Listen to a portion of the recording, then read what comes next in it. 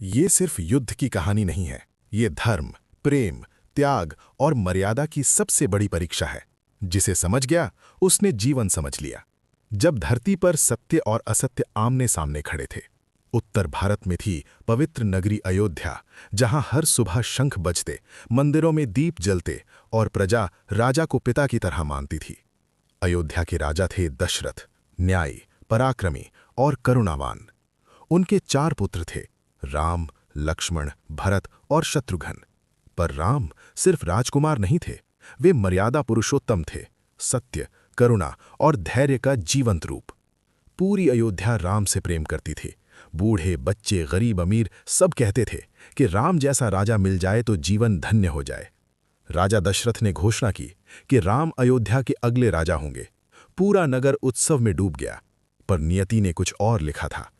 महल में कैकेयी को 2 वर मिले हुए थे। मंथरा के बहकावे में आकर उसने मांग ली, भरत को राजा बनाया जाए, राम को 14 वर्ष का वनवास दिया जाए। ये सुनते ही दशरथ टूट गए। महल में सन्नाटा छा गया, पर राम शांत खड़े रहे। राम ने कहा, पिता का वचन ही मेरा धर्म है। अगर वन जाना मेरा कर्तव्य है तो मैं जाऊंगा। और उन्होंने राजसी वस्त्र उतार दिए। सीता और लक्ष्मण उनके साथ चल पड़े। तीनों वन की ओर निकल गए, न रोते हुए न शिकायत करते हुए। अयोध्या रोती रही, पर राम स्थिर रहे। जंगल कठोर था, कांटे, अंधेरी रातें, जंगली जानवर, भूख प्यास, फिर भी राम ने कभी हार नहीं मानी। वे ऋषियों की रक्षा करते, आश्रमों में सेवा करते और धर्म का पालन करते रहे। यहीं राम का असली रूप चमका, एक राजा के रूप में नहीं, बल्कि एक रक्षक और सेवक के रूप में। दूसरी ओर था लंका का राजा रावण, महान विद्वान पर अहंकारी। उसने छल से माता सीता का हरण कर लिया। राम टूटे नहीं, पर उनका क्रोध धर्म में बदल गया। उन्होंने सुग्रीव से मित्रता की और हनुमान जैसा भक्त पाया, जो भक्ति का सबसे बड़ा प्रतीक बना। हनुमान समुद्र लांघकर लंका पहुंचे। उन्होंने अशोक वाटिका में सीता को ढूंढा। सीता ने कहा, हनुमान, राम को कह देना मैं आज भी उनके सत्य पर टिकी हूं। हनुमान ने लंका जलाई, पर सिर्फ अहंकार जलाया, निर्दोष को नहीं।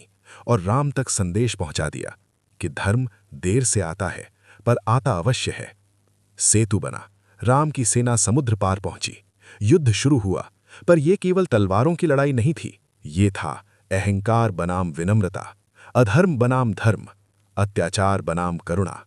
अंत में राम ने रावण का वध किया, पर सबसे बड़ा क्षण आया तब जब राम ने रावण को शत्रु नहीं, एक विद्वान राजा मानकर सम्मान दिया।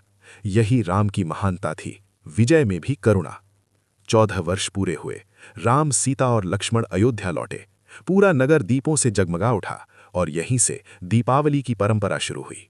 भरत ने सिंहासन राम को सौंपा, पर राम ने कहा, राजा मैं नहीं, धर्म है। और अयोध्या राम राज्य बनी, जहां न अन्याय था, न भय था, न भूख थी। हर स्त्री सुरक्षित थी, हर गरीब को न्याय मिलता था और हर बच्चे को शिक्षा। राम पैदा नहीं होते, राम बनाए जाते हैं अपने कर्मों से। जब तक सत्य जिंदा है, तब तक राम जिंदा है।